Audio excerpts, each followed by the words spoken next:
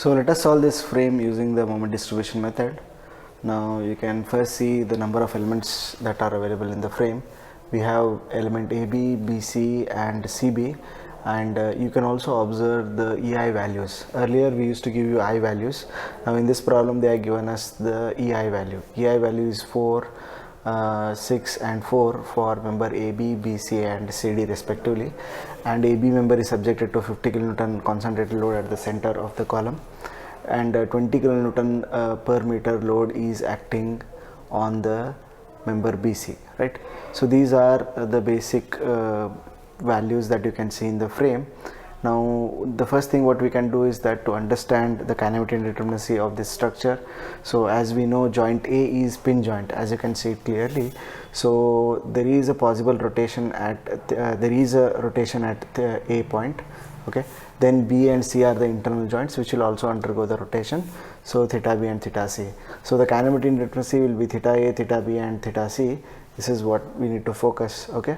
Next, similarly we can understand how many reactions that will be generated.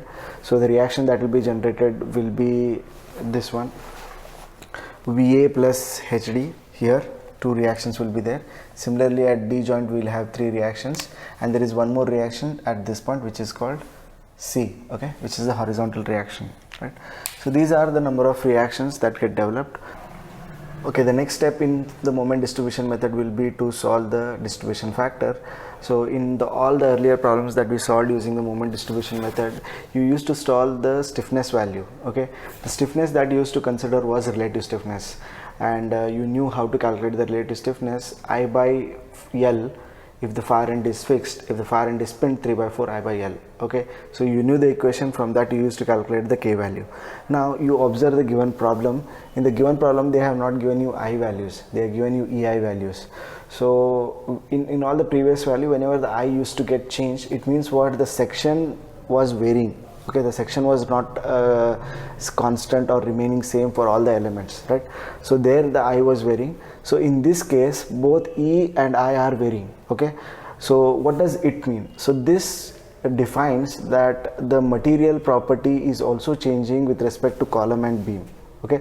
This is what you need to note it down, okay. So that's why he has given us E and I value for column and beam, okay.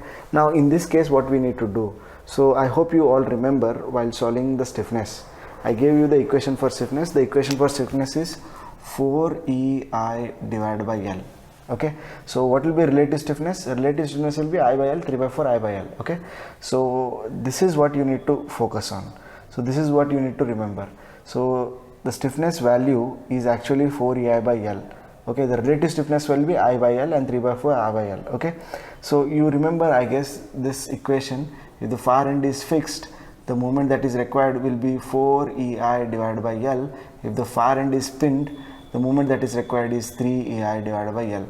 So this is the stiffness that is representing the members, okay, right. So what we will do is, instead of taking the relative stiffness, we will take the stiffness values, okay, stiffness value of members, okay.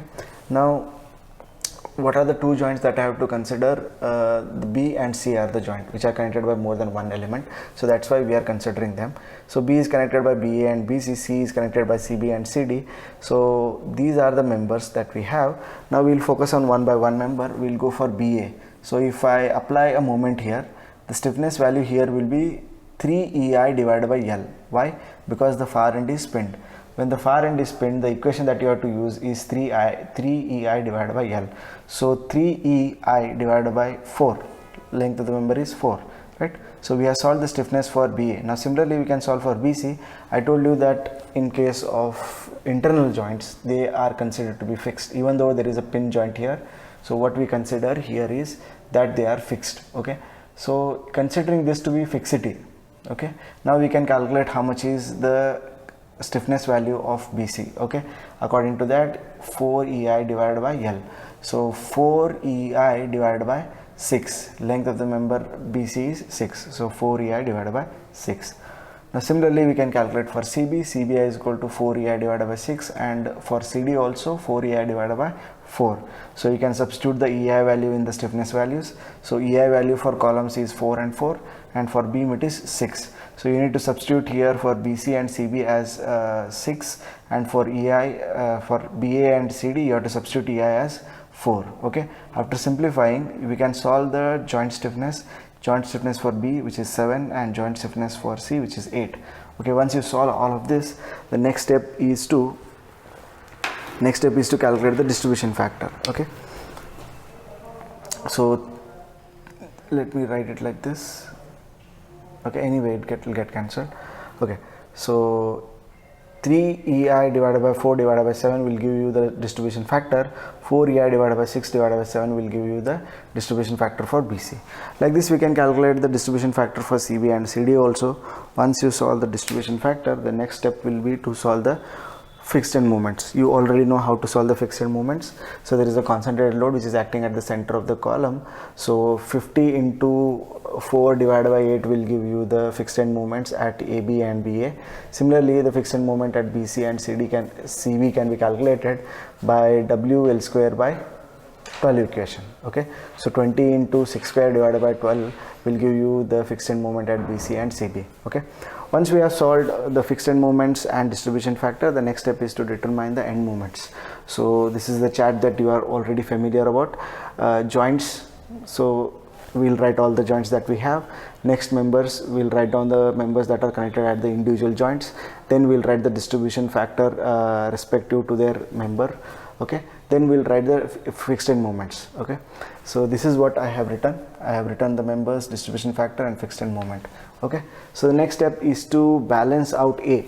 As we know, joint A is pin joint, so henceforth the summation of all the moment at A should be equal to 0. It means what, AB should be equal to 0.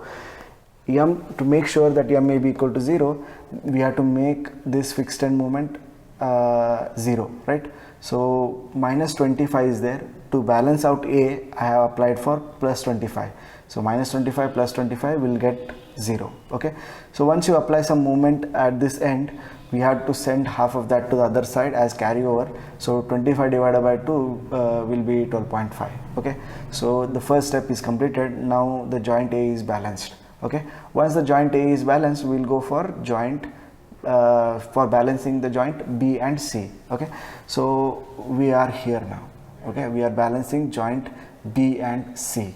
Now remember here, we already know that we need to take the sum of all the moments that are available at joint B. Okay, so these are the moments that we have. These are the fixed end moments. This is a carried over moment from AB to BA.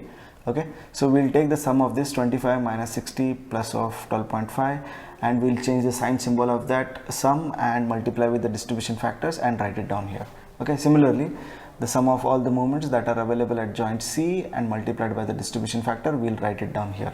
Okay, so the next step is to carry over, and you know the basics of carry over. If the far end is pin joint, you will not carry over. If the far end is fixed, then only you will carry over. Then there will be carry over within the joints, within the internal joints, right?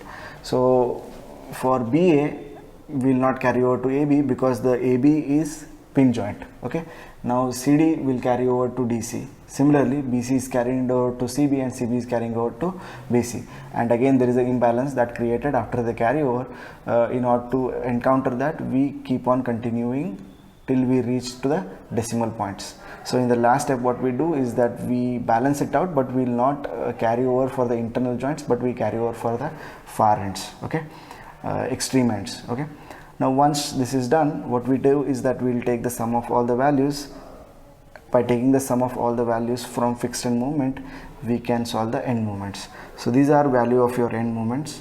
MAB equal to 0, MBA is equals to 54.8783, MBC is minus 54.8, MCB is 35.7, MCD is minus 35.73, MDC is minus 17.8. So this is how we solve and analyze a given frame. Okay, so if you have any doubt in solving this, you can ask the question in the YouTube section or in the classroom section, Google Classroom section. So comment down and if you find any difficult problem that you are unable to solve and which is asked in any of the question paper, you give it to me, I'll solve it. Okay, so let us make it more interactive so that we will learn properly. Okay, thank you.